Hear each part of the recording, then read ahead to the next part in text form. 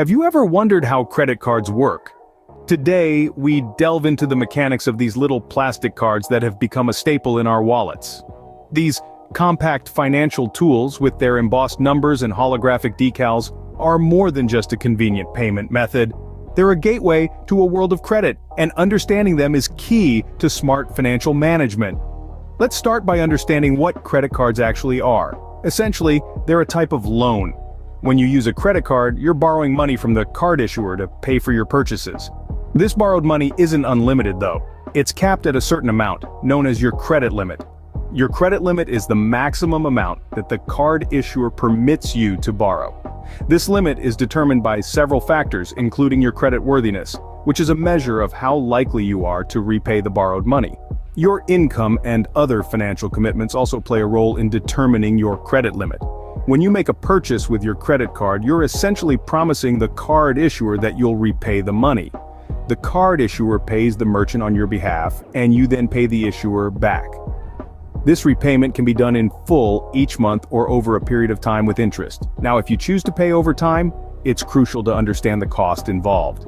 Interest is charged on the remaining balance, and these rates can be quite high, so while the convenience of paying over time might seem attractive, it comes at a cost.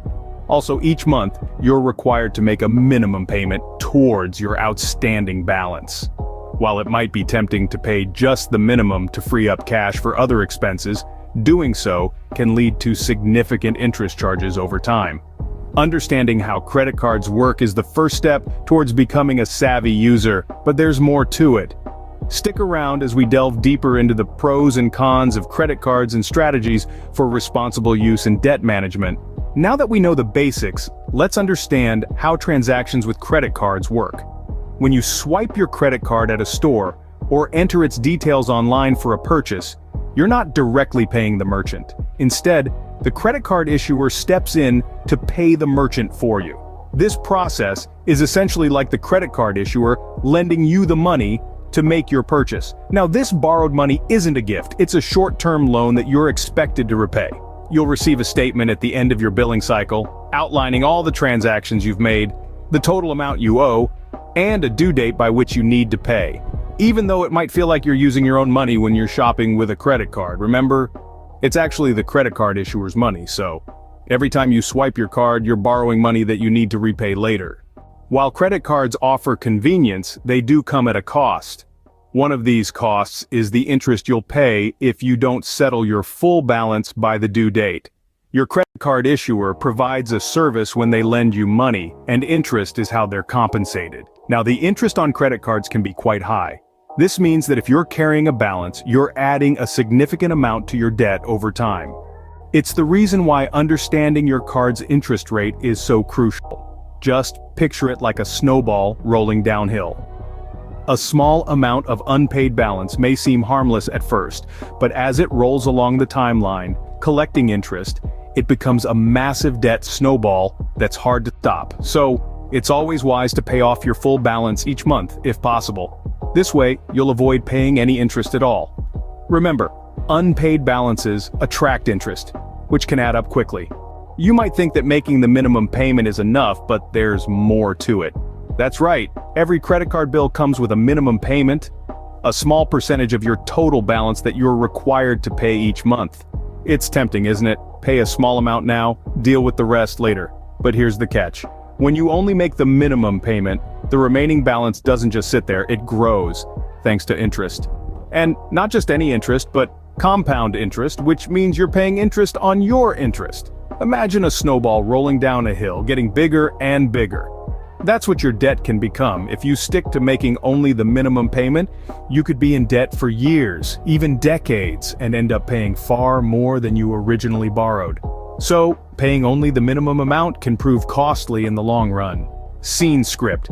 Credit cards are not all doom and gloom. They have their benefits too. Let's dive into the pros and cons of credit cards. On the plus side, credit cards offer unparalleled convenience. Whether you're shopping online, dining out, or booking a vacation, they provide a simple and widely accepted payment method. You don't have to carry large amounts of cash or worry about having enough money on hand. Moreover, many credit cards come with rewards and perks. From cash back on your purchases, to travel miles, to points you can redeem for goods and services, there's a whole world of benefits right at your fingertips. You're spending money anyway, so why not get something in return? Another major advantage is the ability to build a positive credit history. When you use your card responsibly, make timely payments, and maintain a low balance, you demonstrate to lenders that you're a reliable borrower. This can be invaluable when you're applying for a loan, a mortgage, or even a job. But like any financial instrument, credit cards have their drawbacks too. One of the biggest is their high interest rates. If you carry a balance from month to month, you could find yourself paying a hefty amount in interest. Then there's the risk of overspending. With a credit card, it's easy to lose track of how much you're spending. Before you know it, you could find yourself in a financial hole that's challenging to climb out of. Lastly, there are the fees. From annual fees to late payment fees, these charges can add up if you're not careful. So always be sure to read the fine print. In summary, credit cards offer convenience, rewards, and the opportunity to build credit. But they can also lead to high-interest debt, overspending, and fees if misused. It's all about how you manage them. While credit cards offer many benefits, misuse can lead to financial strain. So remember to use your credit card wisely, keep track of your spending, and always aim to pay off your balance in full each month. Now let's talk about how to use credit cards responsibly. To begin, make it a habit to pay your balance in full each month.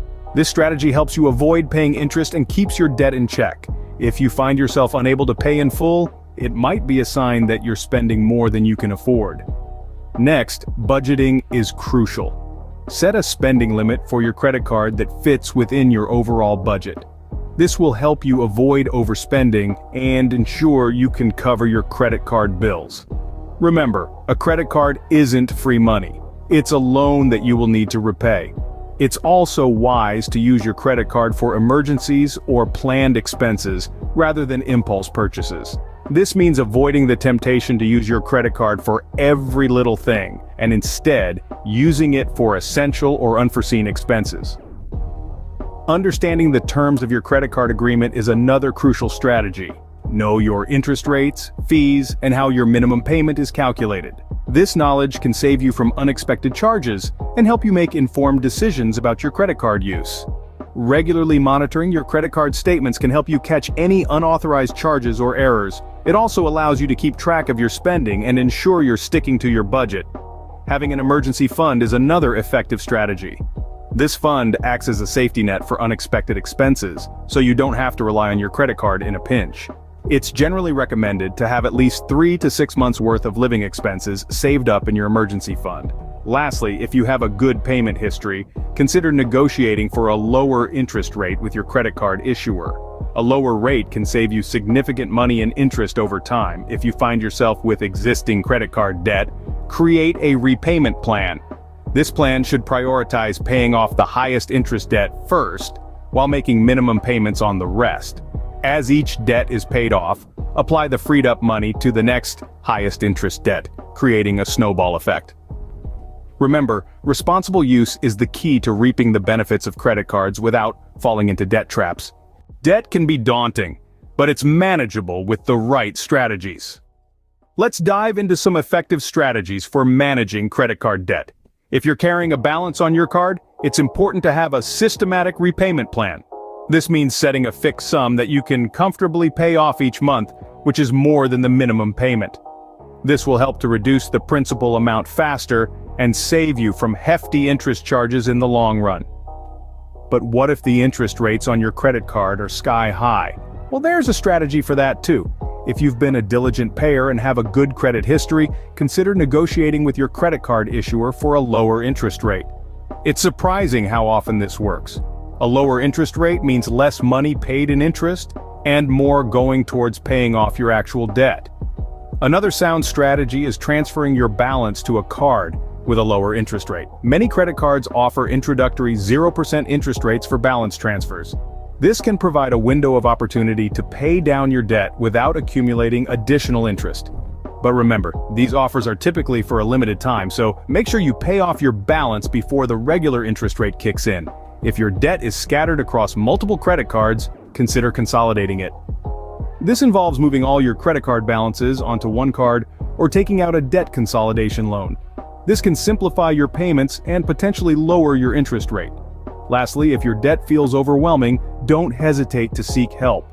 There are nonprofit credit counseling agencies that can offer advice and help you devise a debt management plan. Remember, the key to managing credit card debt is discipline and consistency. Make a plan, stick to it, and gradually you'll see your debt decrease. It may take time, but with patience and perseverance, it's definitely achievable.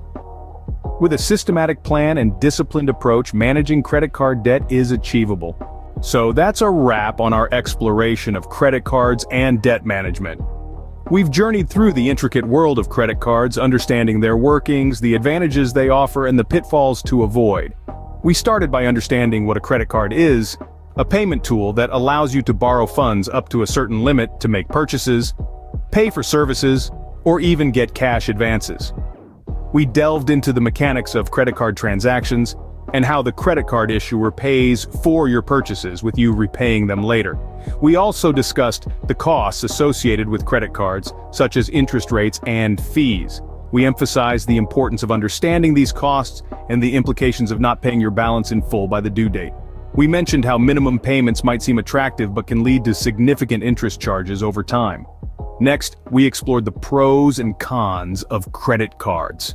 Their convenience, the rewards and perks they offer, and their potential to help build a positive credit history. But we didn't shy away from highlighting the potential downsides, including high interest rates, the temptation to overspend, and various fees. Most importantly, we shared strategies for responsible credit card use and effective debt management.